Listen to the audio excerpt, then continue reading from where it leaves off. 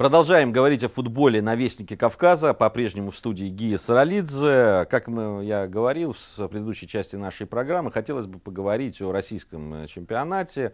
Завершились последние матчи в этом году. 19 туров было сыграно. В общем, первая тройка, наверное, выглядит...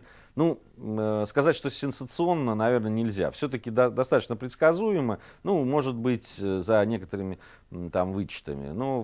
На первом месте ЦСКА, на втором Анжи, на третьем Зенит.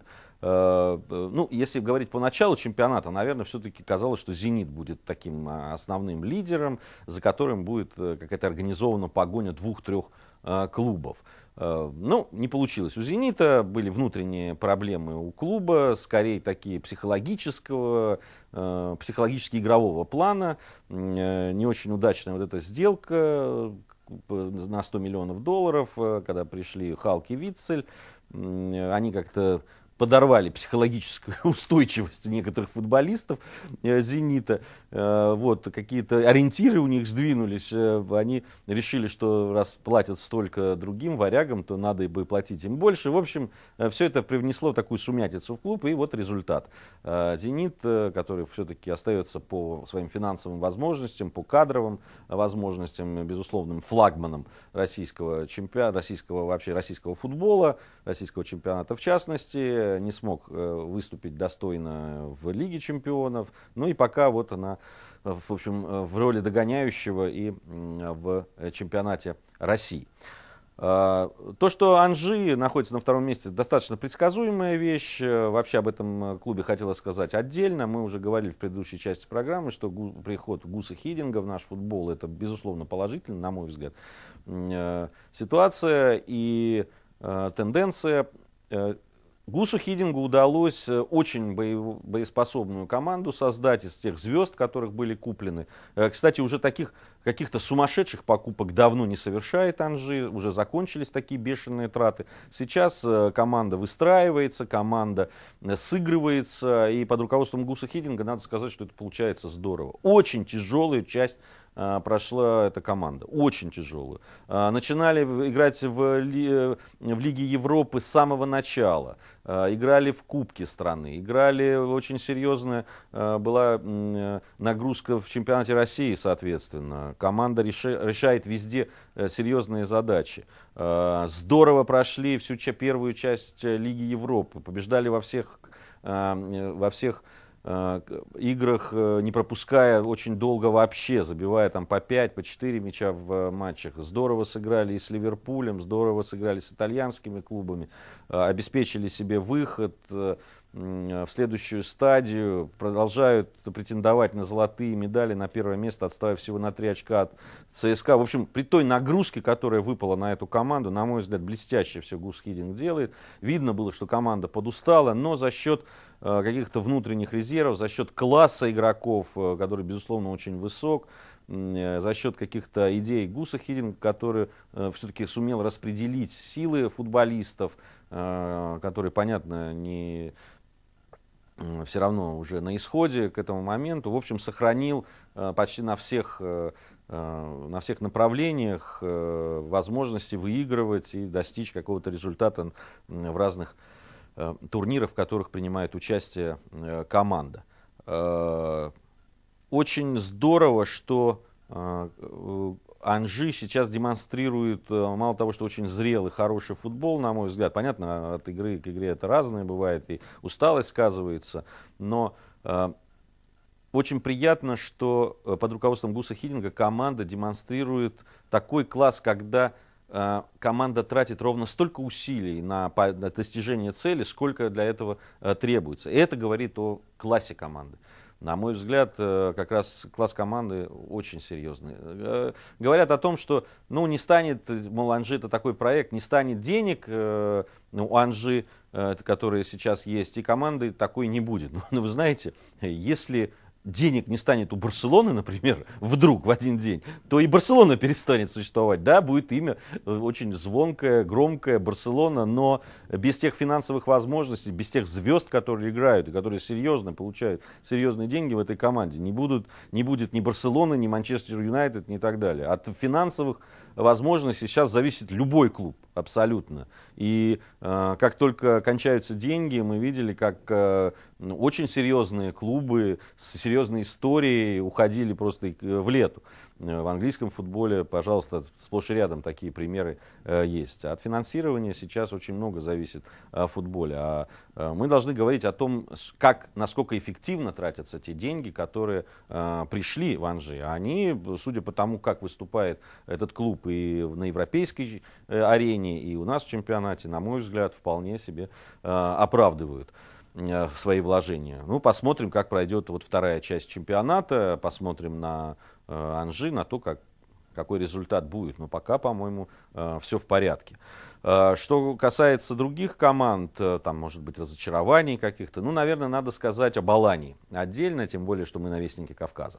Алания после 19 туров, к сожалению, находится в зоне вылета, вторая с конца эта команда. И, наверное, вот этот эксперимент, который был проведен в Алании, когда пришел молодой и амбициозный тренер Владимир Газаев в команду, наверное, не совсем себя оправдал. Вообще у нас молодые тренеры в российском чемпионате иногда теряются. Теряются по разным причинам. Кому-то не хватает, наверное, мастерства тренерского, кому-то каких-то идей, кто-то просто не дотягивает до уровня премьер-лиги. Но чаще всего, на мой взгляд, российских молодых тренеров губит непонимание реалий российской премьер-лиги. Российская премьер-лига вещь в себе такая, очень много подводных камней и течений, я бы так сказал. И для того, чтобы выдавать результат там, здесь очень недостаточно просто обладать какими-то футбольными идеями, думать о футболе все время, там, подбирать правильный состав, тактику игры и так далее. Тут много еще надо понимать и в околофутбольных вещах. Мне кажется, что очень многим молодым тренерам, особенно те, которые не играли и не очень вот, погружены в этом, мне кажется, им просто тяжело.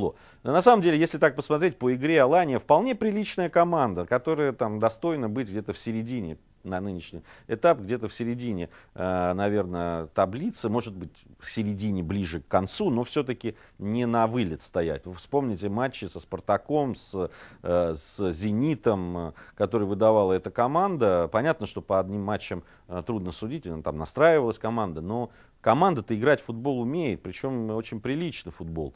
И вот здесь, мне кажется, как раз вот эту злую шутку сыграла с молодым тренером, вот это непонимание многих вещей внутренних российской премьер-лиги. Знаете, мне кажется, что те, кто принимал такое решение, надеялись, что президент клуба Валерий Георгиевич Газаев, которому уж вот как раз не занимать знание того, что происходит, вот надеялись на его вот, мудрость в принятии некоторых решений, то, что он поможет, тем более родственные связи у него с молодым тренером, он поможет решать вот такие проблемы околофутбольные. Но, видимо, не получилось. Тем более, что Валерий Георгиевич тоже долго так был вне процесса внутреннего футбольного в российской премьер-лиге. Может быть, и это сказалось. Но, в общем, Алания, к сожалению, стоит на вылет. Понятно, что все еще может быть, есть время наверстать упущенное, и Валерий Георгиевич уже возглавил Аланию, наверное, сейчас будут какие-то экстренные меры приниматься. Вот этот, посмотрим, как будет использован вот этот перерыв в чемпионате, посмотрим, как все это решится для Алании. Ну, по остальным, наверное, у каждого болельщика, который переживает за ту или иную команду, конечно, свои приоритеты. Я, как вы понимаете, делаю больше акцент на кавказские команды. Не могу не сказать про Терек, который остается в верхней части турнирной таблицы, не возглавляет ее уже, как это было еще совсем недавно. Но то, что удалось с теми возможностями, с теми футболистами, которые есть, то, что удалось сделать тренеру Черчесову с этой командой, вызывает уважение огромное, я уже об этом говорил неоднократно. И Терек, конечно, безусловное открытие этого чемпионата, и даже не столько сам Терек, сколько Черчесов, который смог вот выдать такой результат. Очень тяжелый, на мой взгляд, у Терека будут вот оставшиеся матчи, 11 туров, которые остались сыграть в чемпионате России. Очень трудно ему будет удержаться, потому что там и Локомотив, там и Спартак, которые, конечно, будут стараться подняться выше. Вот. Но в любом случае уже стартовые позиции у Терека для концовки чемпионата хорошие.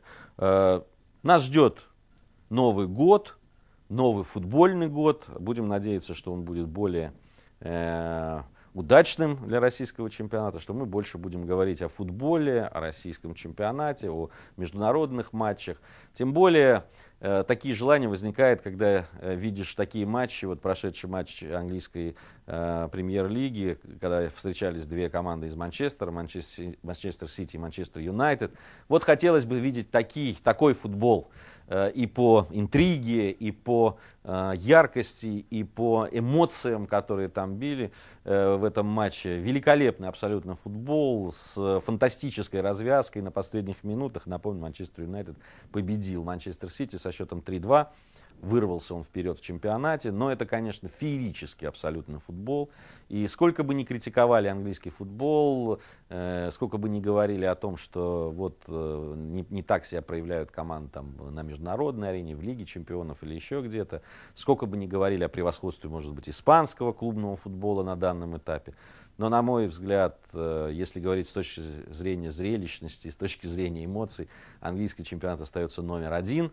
И хотелось бы, чтобы вот лучшее, что есть в этом футболе, появилось и у наших команд, и в нашем футболе. На этом я с вами прощаюсь. До Нового года мы, безусловно, еще встретимся и поговорим о самой главной и самой красивой игре на свете, о футболе. Пока.